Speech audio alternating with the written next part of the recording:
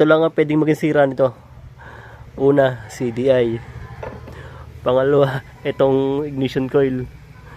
Pangatlo, yung ating pulser. Pang-apat, yung ating stator. Yo, what's up guys? For today's video, nagka-troubleshoot nga pala ako ngayon kay Project CB. Troubleshoot natin ngayon. Ayaw niya kasi umandar eh. Walang kuryente yung kanyang ignition coil. Yun, at natanggal na natin. Ito yung CDI niya. Ito kasi ito, napa-stock dati to. Ngayon, ang kapatid ko bumili ng CDI at ito yung nabili niya. Pero hindi pa natin sure kung sira na to, kaya magka-troubleshoot tayo. Sa pag-troubleshoot nga pala nito guys, kailangan natin gumamit ng test light. Meron nga pala ako ditong gagawin test light guys. Ito.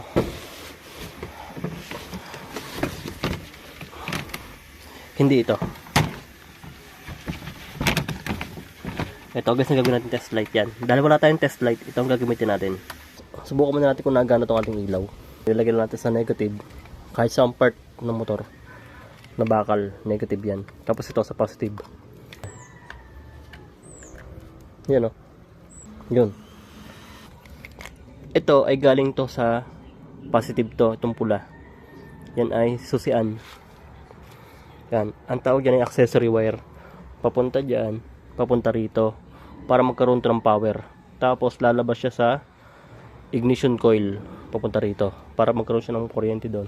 Ang gagawin natin, para malaman natin okay yung linya nitong accessory wire, i-connect natin siya sa battery. Positive siya, kailangan niya ngayon ay sa negative. Kasi siya ang galing sa battery, galing siya dito.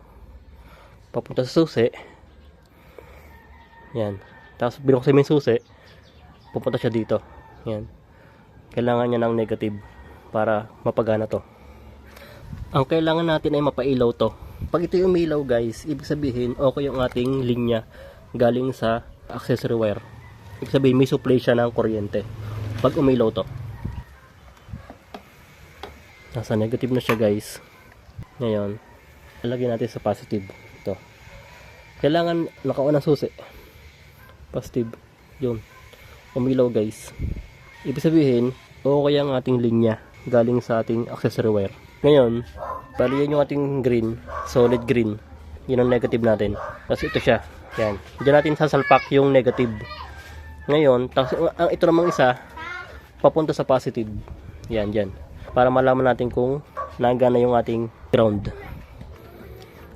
Para malaman natin kung nagana yung ating body ground natin.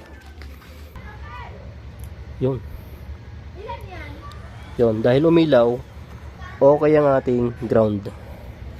Ngayon naman, subukan din natin tong ating ignition coil. Sa ignition coil naman, ang kanyang kulay ay black yellow. Kanyang black yellow na yan. Yan. Kailangan yan ay may kuryente rin para pumunta yung power dito sa ating ignition coil. Ang pag-test naman yan ay maglalagay tayo ng wire sa positive, tapos papunta dito sa wire na ito. Pag umilaw yan, ibig sabihin goods to.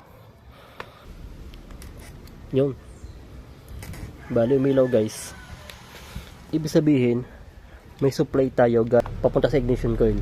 Yun guys, bali sa troubleshoot na nagawa ko, dahil okay ang ating linya, ang pwede lang natin pakinalaan dito ay ang ating mga ikakabit na pyesa. Ito lang ang pwedeng maging sira nito. Una, CDI. Pangalawa, itong ignition coil. Pangatlo, yung ating pulser. Pang-apat, yung ating stator. Yan guys, yung ating pwede maging sira. Pero ang pinaghihinalaan ko talaga itong CDI. Dahil kasi sa napanood kong video, pag nakasalpak ito, yan. Tapos i-check mo yung kanyang positive sa kailangan may lalabas pa rin kuryente rito. Kahit sira ang ating pulser at stator. Yan. Kaya ang stator at pulser ay pwedeng muna natin siya, isang tabi muna natin. Focus muna tayo sa CDI. Ang CDI na to ay napalitan na at bago na. Papalitan ko na rin naman to kasi nga local lang naman to eh. Pag ito ay bago na ngayon at wala pa rin kuryente rito, no choice tayo kundi i-check ito. Bali ito ay meron naman ako diyan yung pang Mio. Bali yun lang guys. Hindi tayo hihinto hanggat di natin ito napapatakbo. Dahil hindi tayo nasuko. Alright, order muna tayo ng CDI.